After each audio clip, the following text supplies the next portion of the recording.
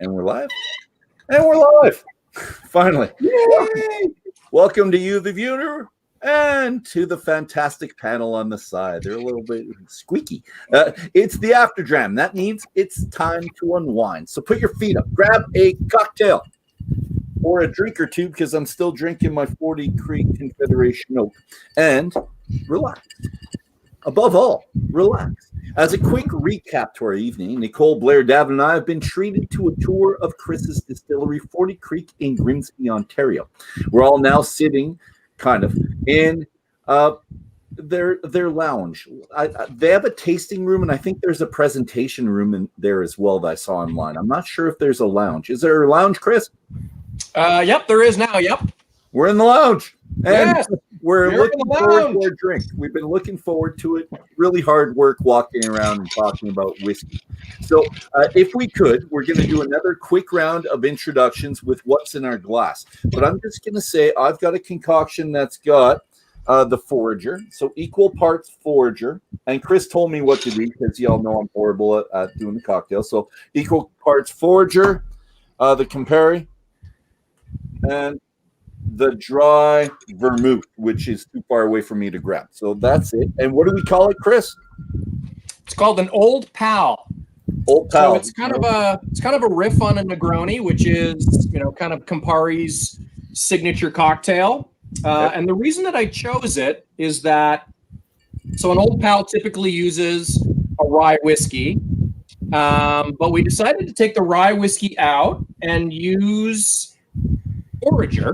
Yep. And the Forager is kind of it's made by the great folks at 40 Creek, but it's kind of treads a little bit between whiskey and gin. It's style whiskey infused with hand harvested natural botanicals. It's pretty cool. We're super excited about it. So you get some of that Negroni-ish feel because Negroni has gin in it, but so it's a bit of a spin. Do you have the same thing in front of you? I'm mixing it up as we speak. Okay, so we'll go to others. We're going to go to Davin. Let's click on Davin. There we go. Hi. Davin to Kergomeaux. Blair and I wrote this book, The Definitive Guide to Canadian Distilleries, the one we're following from coast to coast on our book club tour. And I'm drinking 40 Creek 3-grain. This is one of the original 40 Creek whiskeys, and there's going to be a new one out before very long. You can follow me on social media at DAVINDEK, at Davin DEK. Thank you, kind sir. Blair Phillips. I'm one of the co-writers of this book with Davin. I am drinking kind of a version of the Old Pal as well, with the Forager, and I have on an intravenous drip right now. I have the Portwood Reserve. Oh, yum! Yeah, just slowly going into this arm right here. Nice. Yeah. We can't see that, of course, but that's all right. Oh, and that looks like a coffee maker. That's a good idea. I love it. And you're Chris. I'm Chris, North American brand ambassador for 40 Creek. You can find me on Instagram and Twitter at 40 Creek Chris. Follow my shenanigans online and learn a little bit about 40 Creek and have some fun. Yeah. Hi, I'm Nicole. I go by Black Hat Whiskey, and I am drinking the Forager straight this evening, and it's kind of intriguing. I tried that before, and I liked it. I didn't want to do ice, but here I am. Well, with ice in this drink. Sorry, I've got my little Space Invader ice cubes again with this one. They've almost melted completely. It's warm way across Canada, and which is good because we don't get it very much in Alberta. We'll have 2 weeks.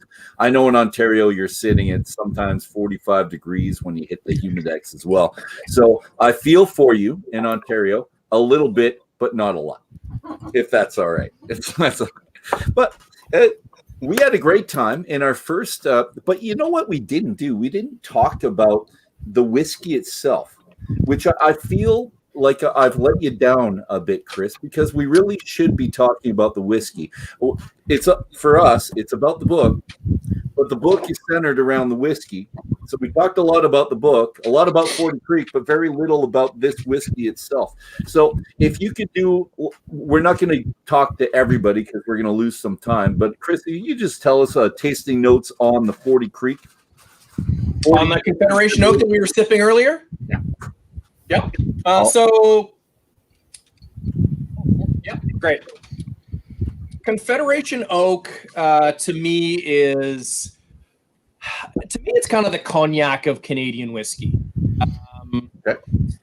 The idea was to build something that was truly, authentically Canadian, and the idea was to use Canadian white oak. And so, Canadian white oak is interesting to work with.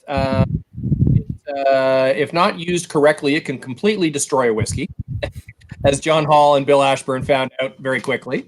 In the first and second year, they said it was like pencil shavings, right? Completely undrinkable. So they decided, let's start off with a base. So they did a base aged in a 4-year-old base aged in bourbon barrels. And then they did a secondary aging with the Canadian white oak barrels. Now, Canadian white oak is same species as American white oak, but it's a little bit denser, so there's less actual penetration of the liquid into the wood. And really what it does is it just pulls off these. There's a nice little pronounced oaky note, but it just pulls all of these beautiful, elegant, dare I say, delicate barrel spices. I'll say so. To me, it's like sipping fine cognac. So that secondary aging is anywhere between 6 months to it's actually it's almost 2 years, pretty much 2 years to the day that they like to do the secondary aging. I mean, it's ready when it's ready, but it's usually ready around the 2-year mark for the secondary aging. So that's about 6 years by the time it hits the bottle. Okay. And the original one, how long did they? I think it was 3 or 4 before they came out with the original, right? Before they got decided that it was going to be 2. Yeah. Oh yeah. Yep. And is that because he matured it fully in the Canadian, and it was a disaster initially. Okay. Yeah. So no, I think it's lovely, and I've been enjoying way too much of it. Actually, I'm starting to slur just a little bit, and my 6 ounces of the cocktail's not helping either. So, ladies and gentlemen, thank you very much. We didn't get through nearly all the questions I thought we were going to get through before, but that just means that we're having a great time and getting tons of information. So, as we said before, it's a little bit more relaxed. It's going to be less us drilling Chris and more kind of everyone kind of comparing and me asking questions, a little bit more of Davin and Blair. But I am going to start with a really long question, as always, because I just like the history component. We talked about Confederation Oak. I like the link to Canada. And the victory was last year's Whiskey Weekend's Whiskey of the Weekend or outing. That was it, right? Victory? Yep. Last year was victory, correct. Perfect. So I'm just going to read the write-up. So more than 200 years after engagement at the 40, where British naval forces, indigenous fighters, and the Lincoln militia drove American soldiers from the Grimsby area, the engagement took place in June 1813 at the mouth of the 40 Creek on Lake Ontario, just a few kilometers away from the Grimsby-based distillery, which will put out its limited release called Victory during its annual Whiskey Weekend, the 2019. So I love this link to history. Chris, are you a history buff or no? Do you kind of connect with this or? I mean, the idea behind it really resonates with me. I'm not a big history buff, to be honest. The more we kind of learned about, all of the significant, battles and everything that was kind of associated with our little town of Grimsby, we really kind of became enamored with it. We met a couple of the local historians that run the Town of Grimsby Museum and Nellis Manor, and just kind of going through the archives and reading the inventory in these wartime, these war homes where troops would be based, and they would do these inventories, and of course part of the inventory are casks of whiskey, which we were like, Oh, I mean, there's a great little connection, not only, just with the history of the town, but there's actually a little whiskey connection to it as well. Excellent. Why do you think it works on guys like me? The history connection, I just buy the bottle. And I wear my heart on my sleeve, I really do. But when I connect to something and people, and Nick and you had this conversation before we even started, when I have a connection to the distiller or someone at the distillery, I just naturally buy too much. It's just what happens. So I'm wondering what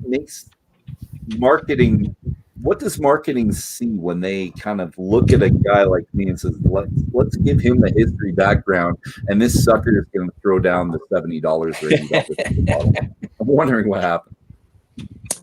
Well, I think people like good stories. I think people like to embrace history, even though they might not be, aficionados or really attuned to it. But I think people, can embrace good stories, can embrace history, and recognize kind of how it shaped our culture and our country. I mean, celebrating your ancestry is definitely, and it's very Canadian, since most of us descended from somewhere else.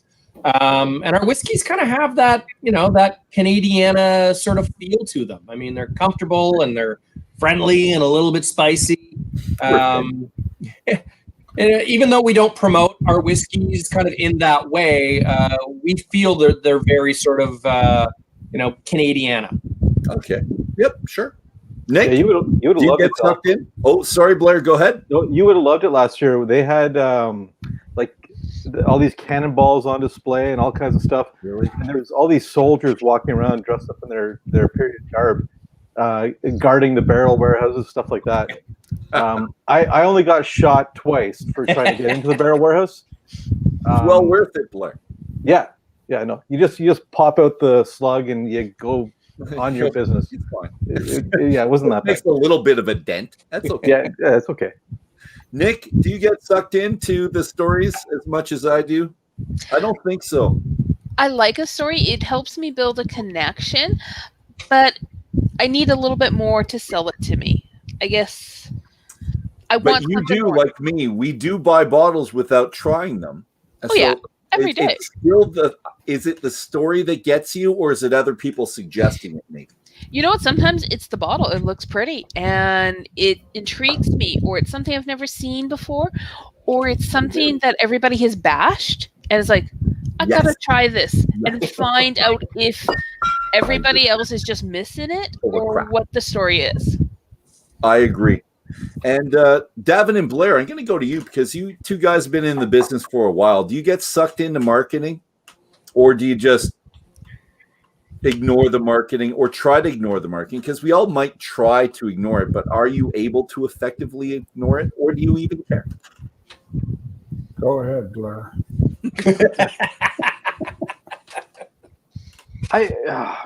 Marketing.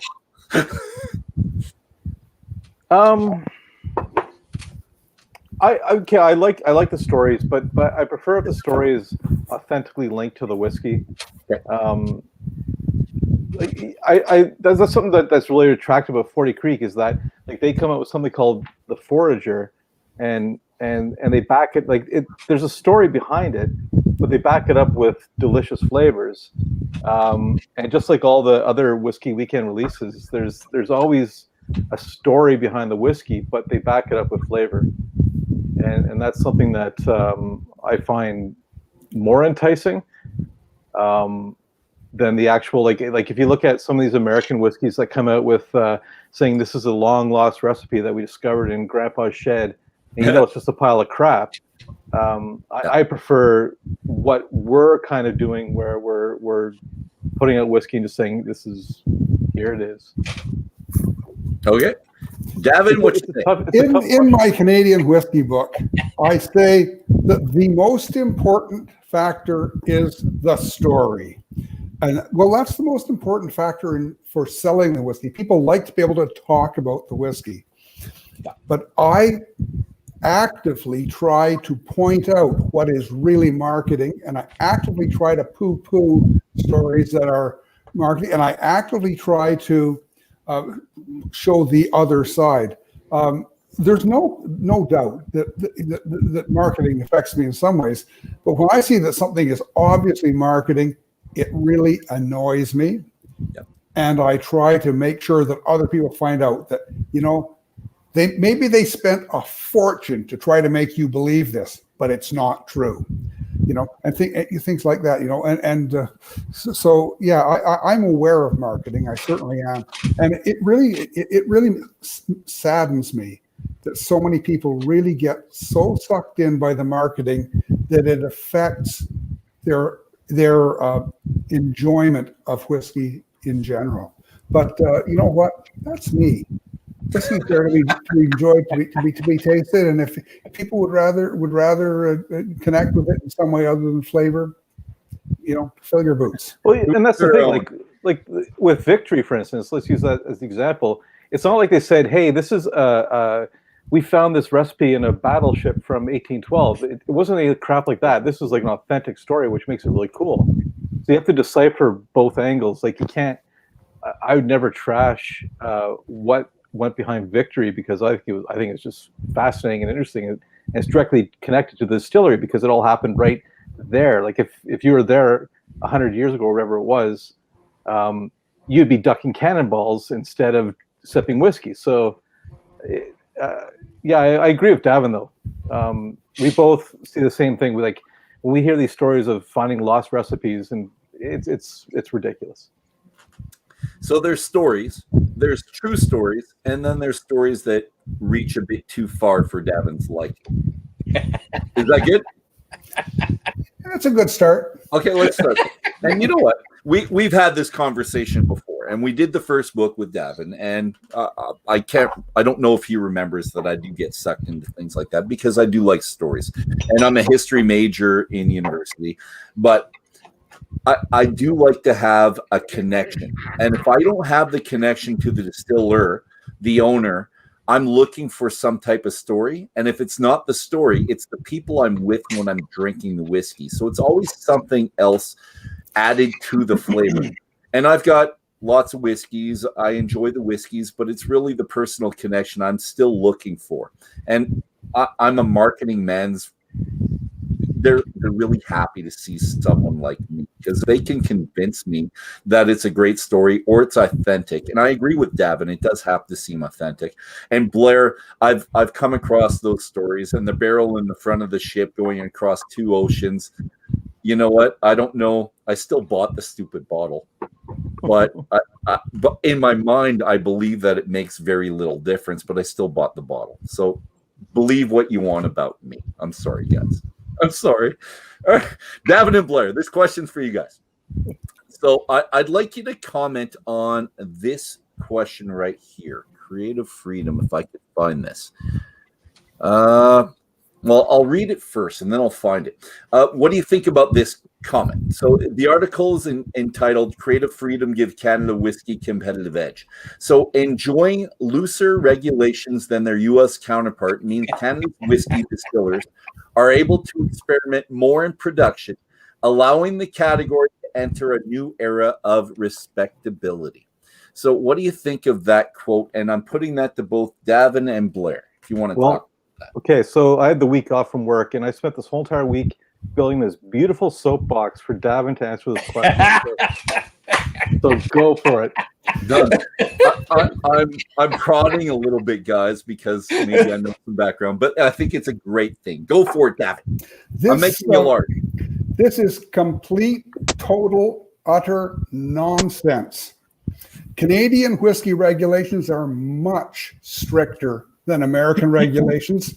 When people say that we in Canada have more freedom, it's because those people do not understand the American whiskey making regulations. There are only 3 requirements in the States. There are lots of options, but there are only 3 requirements. The whiskey must be made from grain is number 1.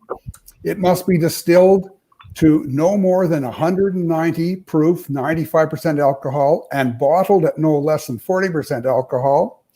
And it must have the taste, smell, and character of whiskey. Everything else is wide open. They can use any kind of barrel they want or no barrels at all. They don't even have to age it. Okay,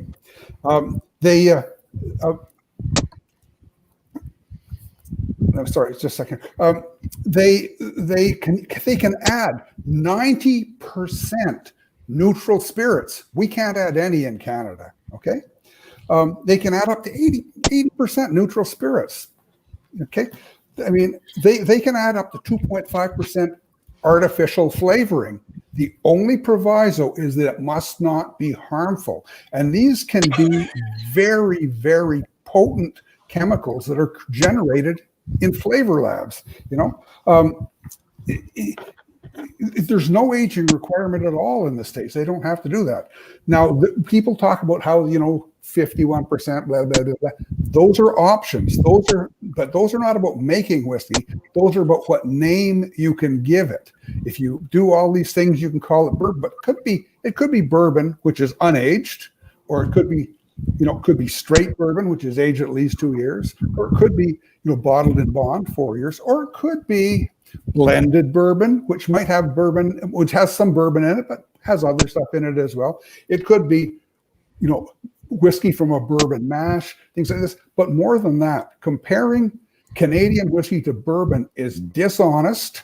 It's disingenuous, because Canadian whiskey is blended whiskey. And if you're comparing it to American whiskey, you have to compare it to American blended whiskey, which, by the way, is a major, major category in the States. Bourbon bourbon has been around forever. Really, no one has been drinking bourbon for decades. In fact, 10 years ago, you hardly even heard about bourbon. Now it's really, really hot. So people, they say bourbon when they're talking about American whiskey. But Canadian whiskey, it was big 20 years ago when bourbon was nothing. It was big 40 years ago when bourbon was nothing. It was big 60 years ago when bourbon was just tapering off. And it's big now. And, so you have to compare it, and this is something I learned from Charlie McLean. More than 20 years ago, Charlie McLean says that whiskey has to be true to its type. Canadian whiskey is a blend. You want to compare it to Scotch. You don't compare it to single malts. You compare it to blended Scotches, like Johnny Walker Blue and Crown Royal. Those are two whiskeys that you can compare from top to bottom, and they're both made the same way, and they're tasting. You compare Canadian whiskey to a whiskey like Seagram 7, which sells 3 million cases. No Canadian whiskey, except for Crown Royal, sells 3 million cases a year. Black Velvet, which is our second best-selling Canadian whiskey, sells 2 million cases. So you have to compare it to blended whiskey if you're comparing it. Anything other than that is just marketing people trying to screw you over. There's the link to marketing again. Yep. Thank you, Davin. That was fantastic. They think you won't ask. They think you won't know. You'll just believe these wonderful salesmen who are out there telling you this. It's not true. And I'm one of those guys who just can't help bursting those bubbles. And if I had you on my shoulder, the little angel or the devil, I'm not sure which one you'd be. I'd probably save a little bit more money on my whiskey, right, Davin? I think it'd be great. Oh, I don't know. I mean, a little happy Davin and a little angel and a little devil Davin. It'd be good. There's some wonderful whiskey that is misrepresented. That doesn't make the whiskey isn't good. But, it's just like, I was once told, you can never tell a person more than 5 things about a whiskey. If you say more than 5 things, they won't buy it because they get confused.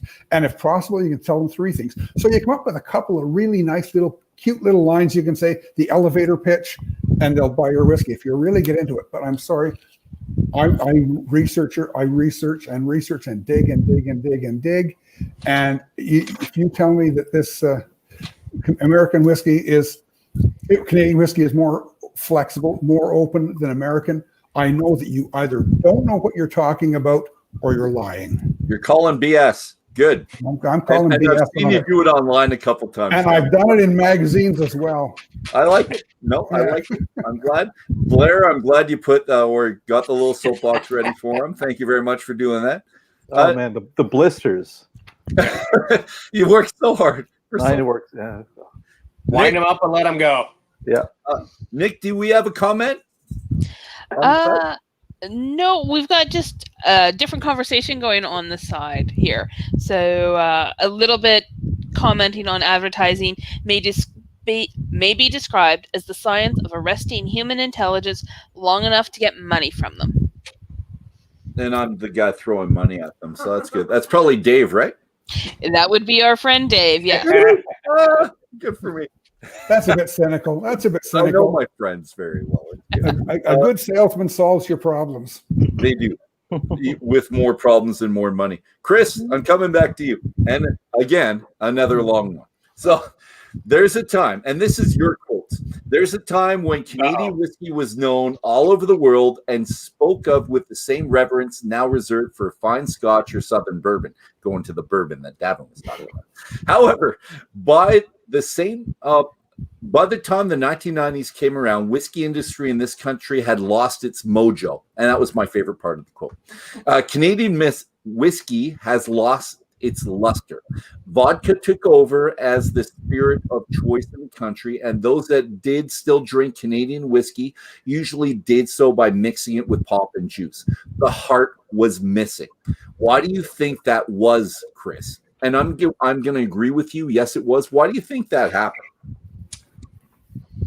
Frankly, I mean,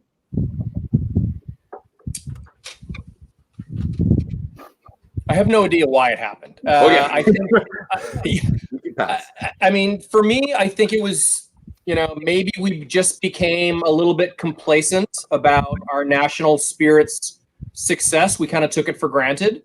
Yeah. Eventually consolidation and market share became far more important than quality or innovation as a mission statement.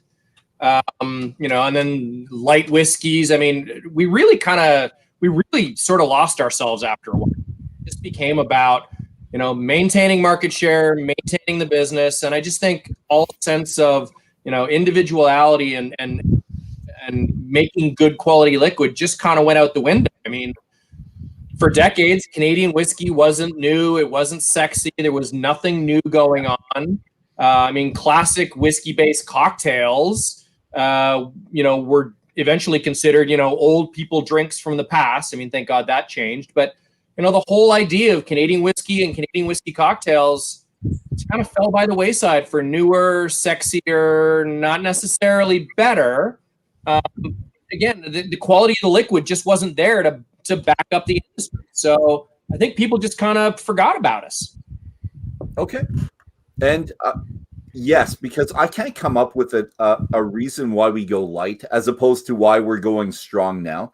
Davin, Blair, there a link? Is there a reason why we went light at that point? And we said this because right now everything's cask strength, and I love my cask strength as well. We like stuff 46% cask strength. Nick's shaking her head because she likes her blends at 40%. She would probably say that it depends on the master distillery and whatever they think it's perfect at. But I'm gonna say that I like my single cask strength, and that's generally where I go. Why in the 90s were they going light liquids, vodkas, wine spritzers everywhere? It actually dates back a bit further than that. I would point to the 70s where there's this whole shift of flavor of what people wanted. Like you think of like Miller High Life, tastes great, less filling. That became the beer of choice. Wines became these sweet wines. You think of Baby Duck. People are popping Baby Duck for New Year's, that kind of thing. And then liqueurs became huge in the late 70s, and vodka just found this space that it was what people wanted at the time. They wanted this sort of lightness. And Davin will correct me if I'm wrong, but Canadian whiskey is very adaptable to these trends. So we jumped on it. Scotch jumped on it. Bourbon or American whiskey just jumped on it. Everyone jumped on these light flavors that continued through the 80s. And for some reason, Canadian whiskey, I think we became kind of a cash cow for these big conglomerate corporations. So we were making, it was selling through the roof, let's face it, and bringing a lot of money to these companies, so that when Scotch became in favor again, there was this cash cow that was supporting that. So through Canadian whiskey sales, they could release these Scotch whiskeys and take that hit. and know that they have this money coming in all the time from Canadian whiskey sales. And I'll pass it to Davin from there if he.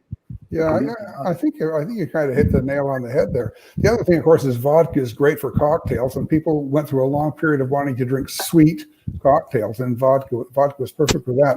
But it's another misunderstanding that Canadian whiskey has always been light. If you drink whiskeys from 70 or 80 years ago, and I've got quite a few of them upstairs in my office, they're just as big and powerful as any bourbons or single malt scotches today. They're really quite amazing. And I discovered this in Las Vegas once when I went to some people, and I was intimidated because these guys were such well-known palates, and they were all drinking these old Canadian whiskeys when there was hundreds of single malts and bourbons and things available to drink, and they were drinking Canadian whiskey. But the other thing, it wasn't just Canadian whiskey that went light. Scotch went light. And American whiskey went light, and Irish whiskey already had light whiskey. And it's just that people, then when single malts came in, people started pushing single malts, and people comparing single malt to Canadian whiskeys, they said Canadian whiskey's light. But it was just a snapshot in time, because there was just as much, Cutty Sark and Leger and things like that, which Saint Leger, which are really like light whiskeys. And Saint Leger is like a 3-year-old whiskey. You go to Texas, go to whiskey stores in Texas, you can buy a bottle of blended Scotch, and it's light.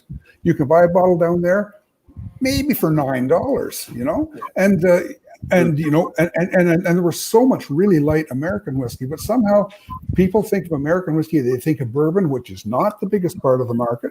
When they think of Scotch, they think of single malt, which is not the biggest part of the market. And we just haven't done a really good job. That's a great whiskey, that Cutty Sark Prohibition. They just haven't done that good a job of catching up with Canadian whiskey. And Blair, you're right.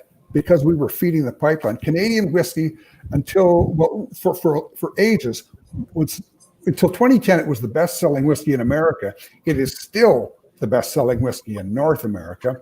But in America, United States, it used to sell more than Scotch, Irish whiskey, and American whiskey combined. I mean, Canadian whiskey has been massive, and there was all that money coming in.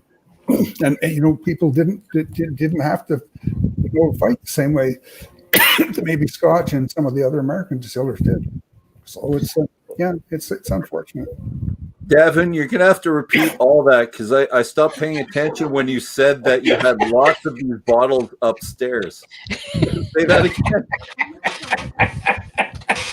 I'd like to think I've gained this relationship with you that I could actually go into your home and we could taste a lot of these with you. I feel like I'm on a fish called Wanda. No pressure. That's good. I'm on a fish called Wanda, and you're saying, could you repeat that middle part? that part. Chris, we're going to go to the annual whiskey weekend. And this is great because Davin and Blair was talking about this last week, and I was asking about large events that micro distilleries have in Canada, and they said this is the biggest one. And looking online, I believed them completely, and hearing what you did and the music and the people involved and how far people actually travel. And I'm very jealous. Actually, I'm very, very, very jealous. I was of the Whiskey 101 with Don, and we've talked about that a couple times. And now I love Ontario. I've got family there. So I think that's my next thing. I've got to go there and stay. And just for a while. But I do want to put the banners and pictures I do have up. And I did this before, but it is a big deal. Well, it starts with that, the whiskey weekend, and then the date. And you have to purchase stuff up front. And again, there's these limited tickets. And I would have to probably phone you or someone else. But this is not all you do. You do other things. So you have events like Whiskey Weekend, but the Friends of Port George's Whiskey Tasting Fundraiser. You have something like that. And there's a whiskey and waffles. Yeah, this one right here. Whiskey and waffles. This looks great. Tim Hortons Breyer, you do this, right? Mhm. So you're involved with the community. Even this, the hand sanitizer. There's things. No, not that one. That one. The hand sanitizer. You're involved in the community. Is there a certain direction, a certain way you focus on the community? And I say this because you're part of Campari Group, and that's a large corporation, and they usually have kind of a focus to what they do. So when you do stuff with the community, is it focused in a certain direction? What makes it important to you, Chris? I love the fact that my boss and our higher ups, they kind of let me do my thing, which is great. They kind of let me define this brand ambassador role is. I look at myself as being a little bit of the connection between our fantastic sales team and their clients, and the charities and social organizations that they belong to and want to support, and the community events that they want to be part of. If they think it's important, then I want to go and be able to help them, in their endeavors. For me personally, I will literally do almost anything to get our whiskeys in front of people. Anything that we can do. I love being able to go and, supporting service groups and charity events. If we can go and sip some whiskeys and raise some money for a good cause, absolutely count me in. I've been doing a ton of women in whiskey events, which I'm, super passionate about. I love these. Frankly, women have these really tremendously sophisticated palates, and a lot of them don't even really know that they have it. And they ask questions that I would never get in a room full of men. It's really refreshing, and it's great, and it brings lots of new people to the category. Tastings for college and university whiskey clubs. I want to build the farm team for future whiskey drinkers. Introduce them to stuff that they might not normally, experience. The idea is listen, guys, or drink better. And so if you can get that into them from day one and introduce them to some things that they can really gain an appreciation for, that's to me really gratifying. So. I also love working with restaurant partners, where we curate these kind of fun virtual whiskey dinners. We pair up our whiskey, doing a ton of them now with takeout. So restaurants that do kind of an elevated takeout menu, I give them a bunch of whiskey samples. They dial in on Zoom, and we eat and we drink, and it's kind of fun. So I don't have any one particular direction that I'm kind of married to. If it's interesting and exciting, and you want to pair our whiskeys with cheese or charcuterie, or I'm in, no problem. Well, I'm up for the waffles one. Whiskey and waffles sounds fantastic. It was the weirdest. It was the weirdest thing. We actually were looking for a way to get to kind of engage the bartender community. So I would do a lot of these bartender boot camps and training things. Bartenders, they're busy, they work late, they have tough schedules to juggle. So we started doing these whiskey and waffle things, and it turned into like a hangover brunch kind of thing. It was like free food, whiskey and waffle. I'm in, no problem. And all of a sudden, we started getting tons of traction from the bartender community, and then we just translated that into some for the buyer the last couple of years, and it was a huge hit. It was. I hope you don't mind if Nick and I kind of borrow that. We might do something on our end like this. Nick's already done the cereal and whiskey, but the whiskey waffles, I like that as well. Do it. It's fun. And from a pairing standpoint, it totally works. All right. Totally Perfect. And I would have the Belgian ones with the crunch of sugar in the middle there too. I think we could do a lot with this. I really do. All right. Liège waffles, if you want to be very specific. So we're going to go back to Bill if we can. So let's here's another couple quotes from Bill. So put that up there. He said this: we're forecasting whiskey stocks to the year 2038. It's an interesting process to go through, thinking what we need for that year, building for future generations. So I'm asking you, what does he mean by the forecast? And I think I know what he means, but I want to know why is it an interesting process? I can tell you why I think it's an interesting process. But 2038 is a long way away. So he's thinking it's 20 years when he actually wrote this article. So it's 2 years ago. He didn't write it when he was in this article. So how do you do that for 20 years? And I'm hoping you can answer this, and if not, just lie. We said this before. And what makes it interesting for you? I can tell you my idea, or Davin possibly for them and Blair, but what everybody. Nick, you can tell me why you think this would be interesting 20 years in the future, trying to decide what palates are going to be like then, not just having the whiskey, but the right type of whiskey. I'm throwing that out there to everybody if we can. Well, I mean, maybe I'll start off. So thanks, Chris. The two hardest jobs in our company are being able to blend with consistency. So, make sure every bottle of Barrel Select tastes like Barrel Select throughout the ages. But the second hardest job is really trying to anticipate what our needs are going to be down the road. I mean, and charge both. So, whiskey can't be built in a day. It's just not the nature of that liquid. You can squirrel away a bunch of whiskey stocks, but if you don't kind of have a plan, what type should I squirrel away, and in what type of oak, and for how long, and what's going to be, we all have business ends that we need to be able to, be responsible for. So, and as a small company, certainly from our standpoint, we've only been around we've been laying down whiskey stock since 1992.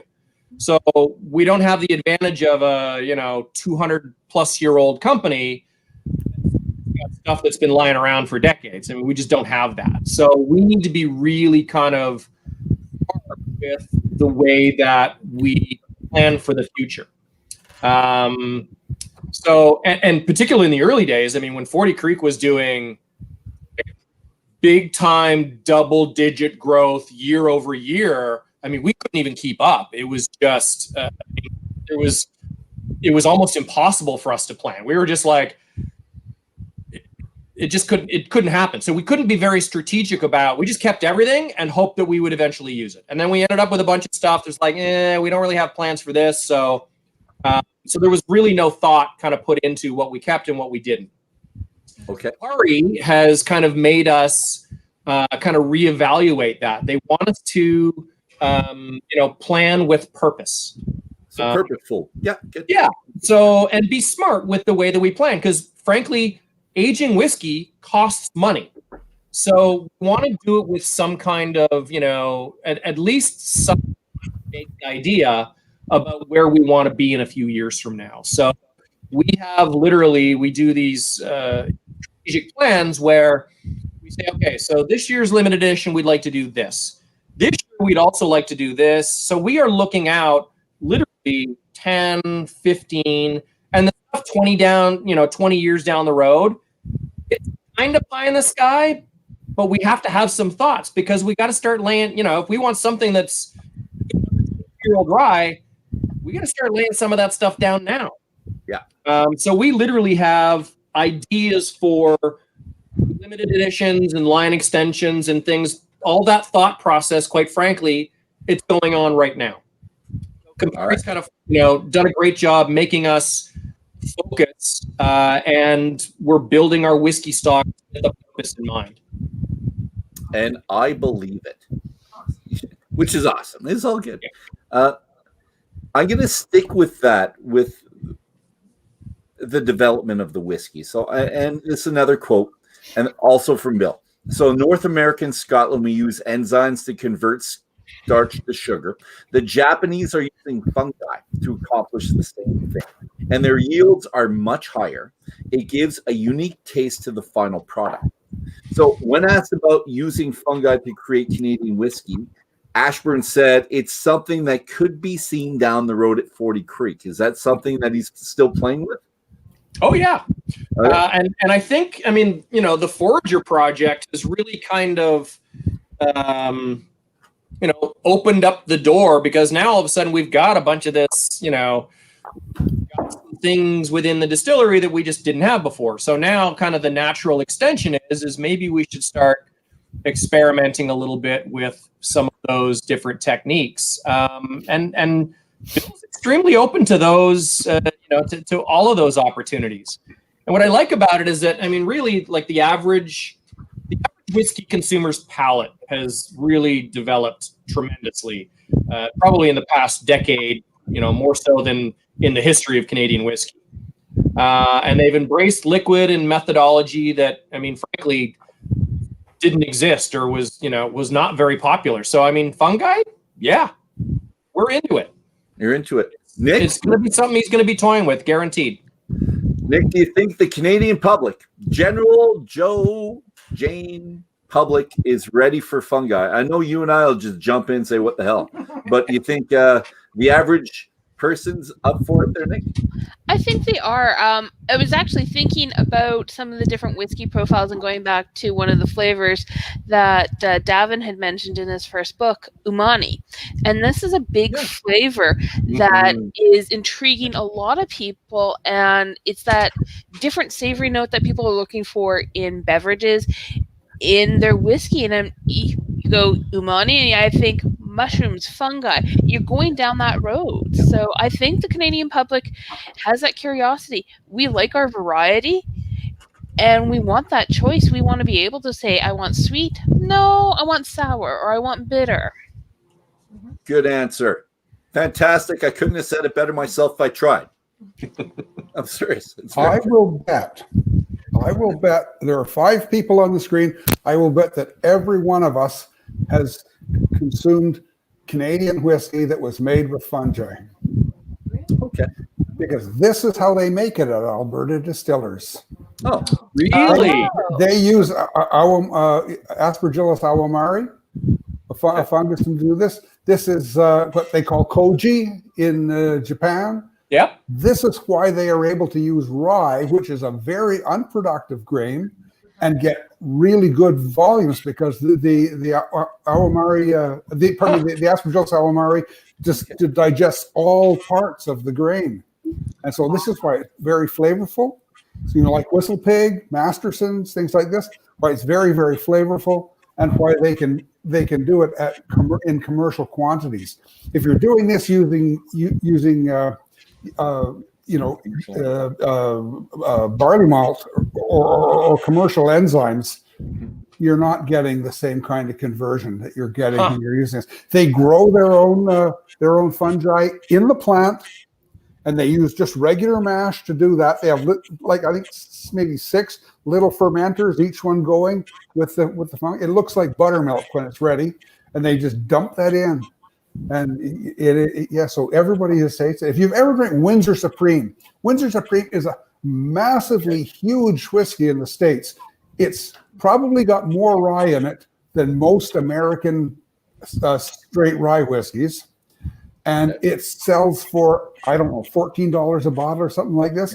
It's made by this process. It's a very, very effective way to make a lot of whiskey from a little bit of rye grain.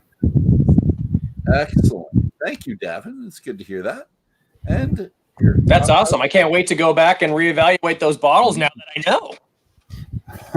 You can distill anything out of them, though, too. Yeah.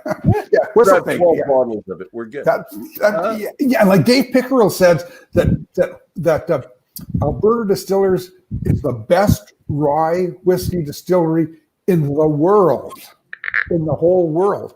Thank you very much. That's why they bought something. We're doing well. It's Anyway, we love it. Although I don't like it when it's $110 a bottle for the Whiskey Pig 10 and 12-year-old. I don't like that so much. But anyway, Blair, this question for you, possibly Davin.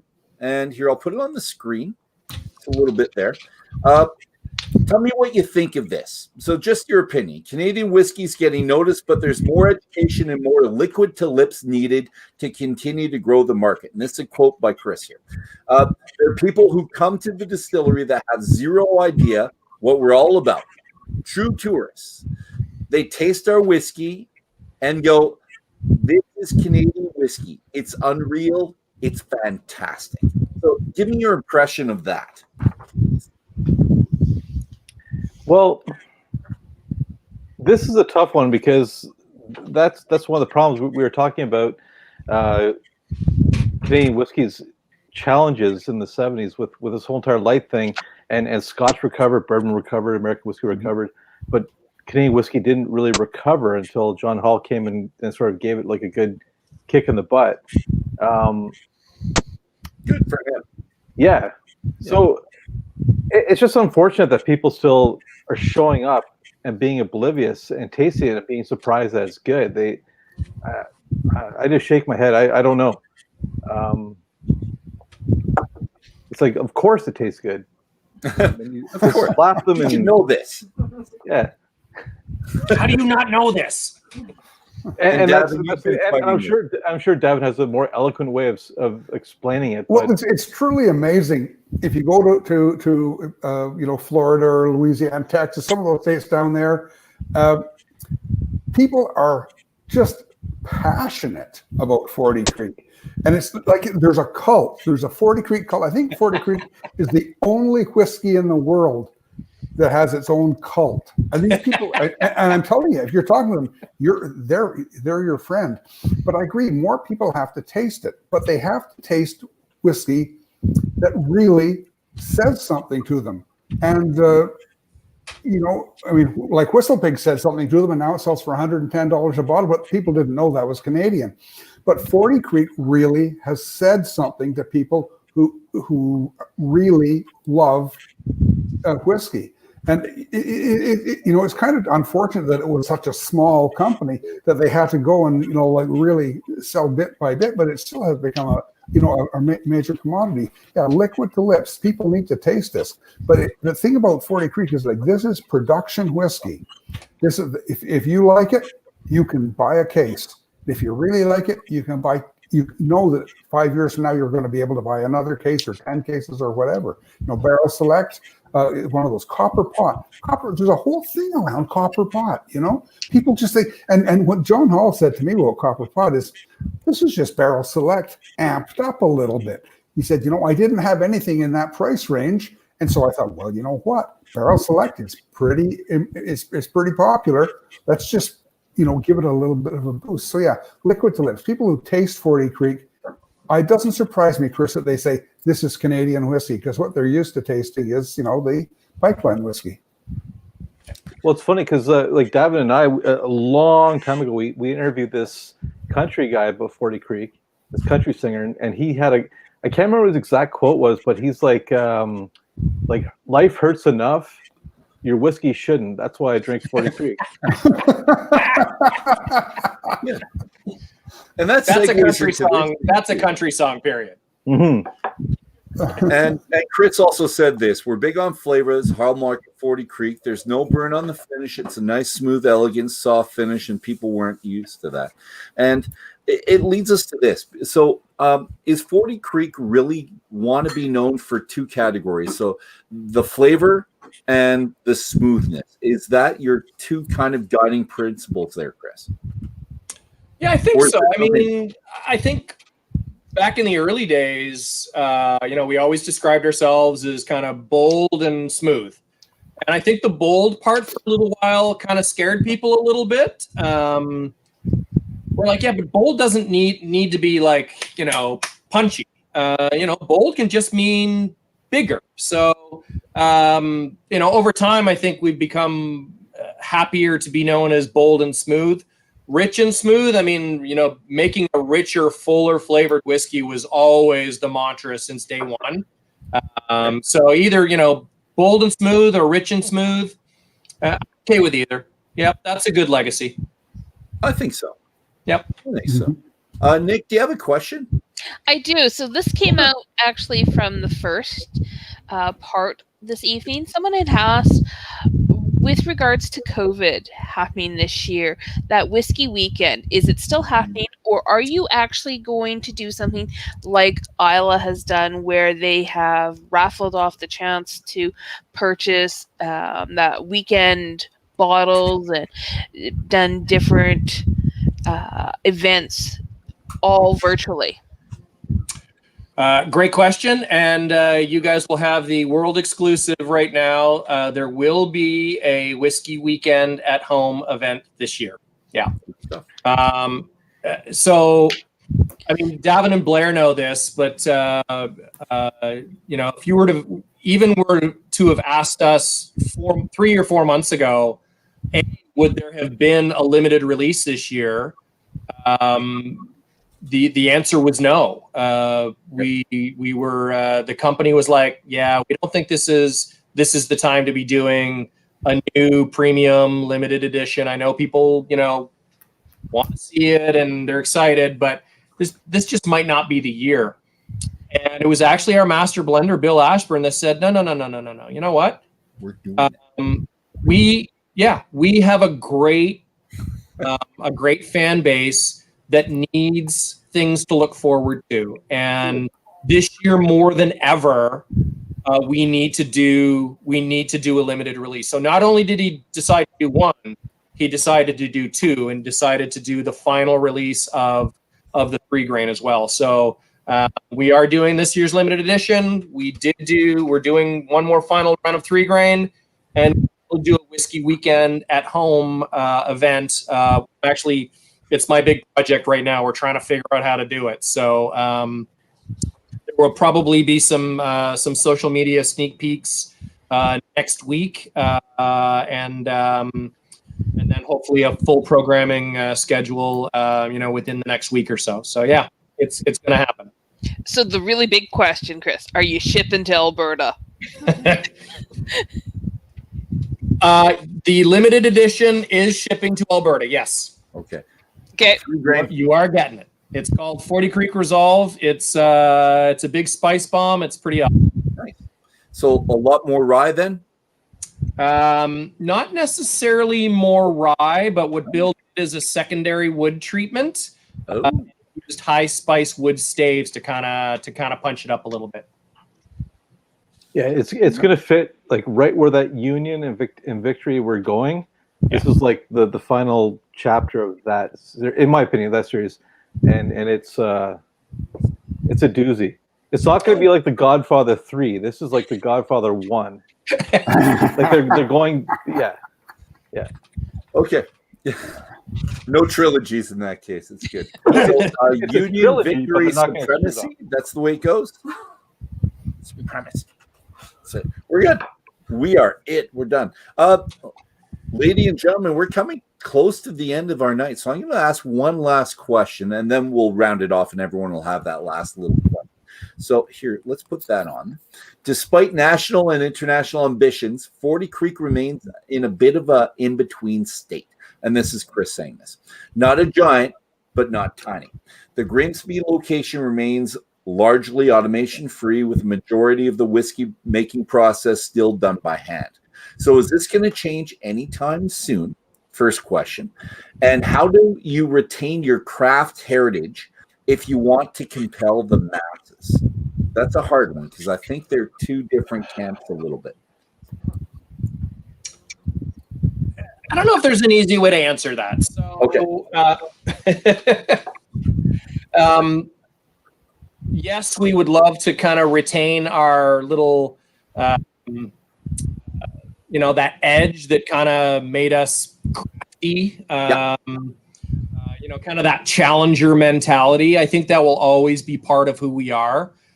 Particularly now that we're, like I said, we were in a bit of a pause mode for a few years, but the Campari has kind of loosened up the reins and said, "Hey guys, go be, that little whiskey company that could." And that's kind of who we are. So it's still small, tiny team.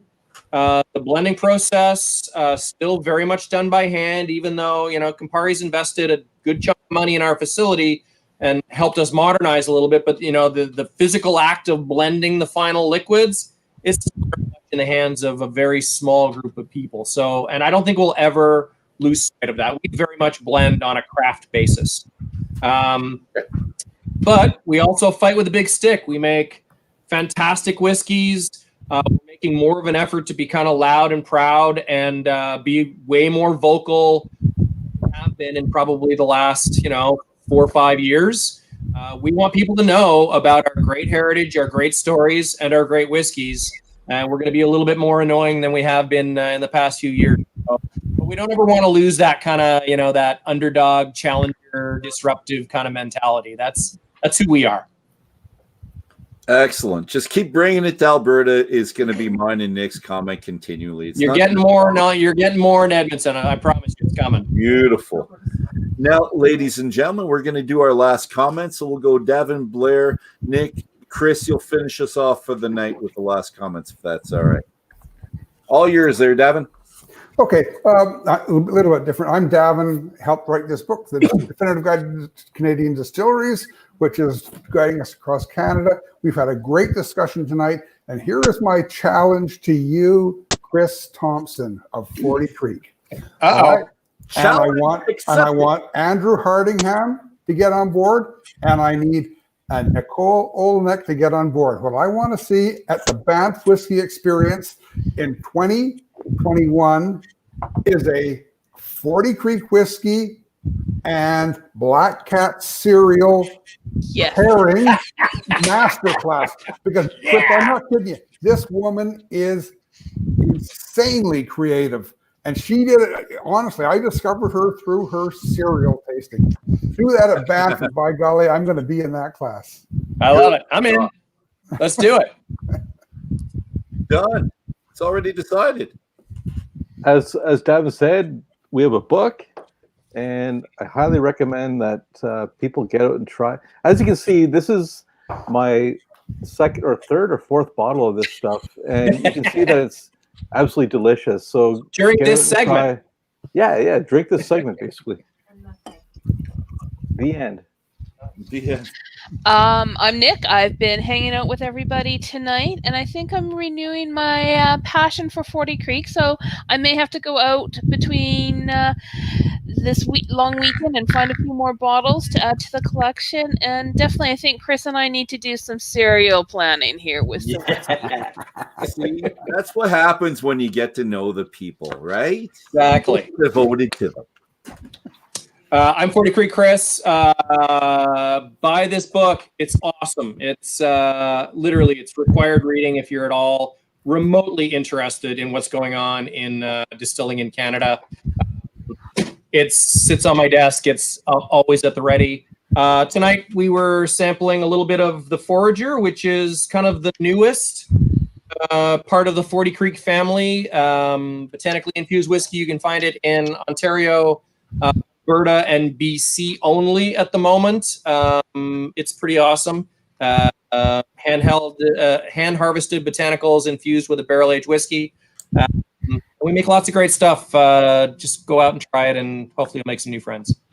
Take that, Quebec. You're not getting it. So, Chris, you're super knowledgeable and a huge asset to 40 Creek. Tell your bosses we all said so. It was fantastic. And again, here's the book right there. Ladies and gentlemen, whiskey brothers and sisters, it's been another memorable episode for us. Another one. And one that I hope everyone else here thoroughly enjoyed. So here we go. We're going to hold up a glass. Here's the good company. Here's the good whiskey, and the cocktails that go with them. Here's the good books. Here's a good conversation. And here's to seeing you all next week, Saturday, August 8th, for our Whisky Book Club's Canadian Whiskey Journey Last Straw Edition. And if you're looking in the book, page 190, 191 in this book. And Great stuff. That's it, ladies and gentlemen. It's been a fantastic night. I would really happy to be here, and I'd love to spend more time. And I am. The after Dram starting for us right away. But for the rest of you, have a fantastic weekend. And watch a little bit of hockey. The Oilers lost. It's horrible. Cheers.